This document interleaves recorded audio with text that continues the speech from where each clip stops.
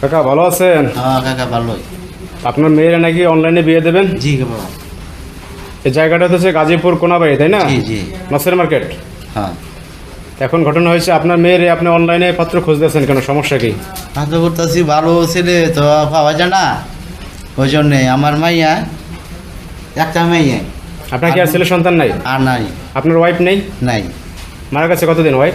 ওই 20 বছরের মতো নেই গেছে। মানে আপনার মেয়ে ছোট থাকতে মারা গেছে? শুরু থাকতেই মারা গেছে। এরপর কি আপনি বিয়ে শাদী করেন নাই? না, এই মাইয়ার লাগে আমি করিনি। আপনি করেন কি, কাজ করেন কি? আমি কোনাবাড়ি মাছের ব্যবসা করি। কোনাবাড়িতে মাছের ব্যবসা করেন? জি। আচ্ছা, এই বাড়ি কি আপনি করতেছেন নাকি? জি। আচ্ছা, আর ঘটনা হয়েছে যে যদি কেউ বিয়ে করে তাহলে পাত্রপক্ষরে আপনি কি দেবেন?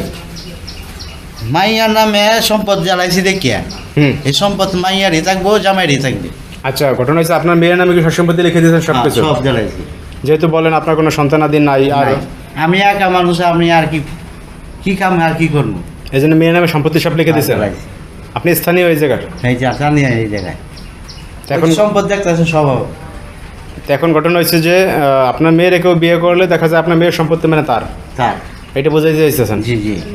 এখন কি ধরনের পাত্র খুঁজতেছেন আপনারা? ভালো পাত্র, যে ভালো মনে করে রিক্সা চালায়, একা কামলা দেও, কৃষি কাম করুক, তাও চলবো।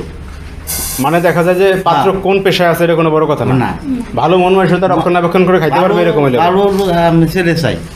অনেক সময় বেকার ছেলেরা থাকে, বেকার দুজু ভালো তাই দিলাম, সমস্যা নাই, ব্যবসাও ধরাই দিলাম। এখন টোটাল কথা হচ্ছে বিয়ে শাদী করলে আপনার ঘর জামাই হিসেবে থাকতে পারবে? জি। সমস্যা নেই।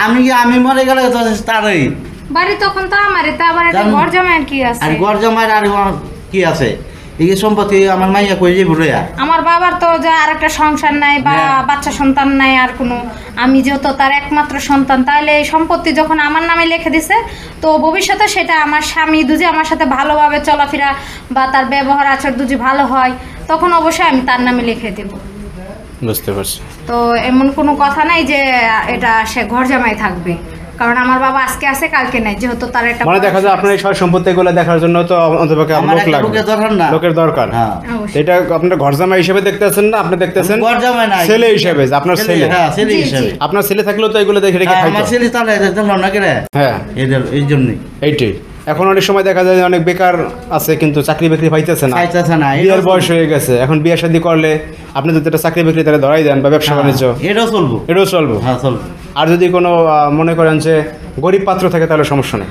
গরিব, আমি গরিব হলো ভালো মনে তোর মানুষ হোক, গরিব কোনো ব্যাপার না, না কোনো ব্যাপার না। গরিব আর গরিব আমার এরকম প্রশ্ন না, তুই ভালো চাই, ভালো হইলেই হবে। হ্যাঁ ভালো হইলেই। তো দর্শক ভাইরা, আপনারা তো শুনলেন আসলে এই কাকা কী ধরনের পাত্র খুঁজতে আছে। যদি কোনো ব্যক্তি থেকে থাকেন অবশ্যই আমাদের সাথে যোগাযোগ করবেন, আমরা তাদের নাম্বার দিয়ে দেবো, প্রয়োজনে আপনারা কথা বলে নেবেন। তাহলে ভালো থাকবেন আপনারা, কেমন? আচ্ছা, আল্লাহ হাফেজ।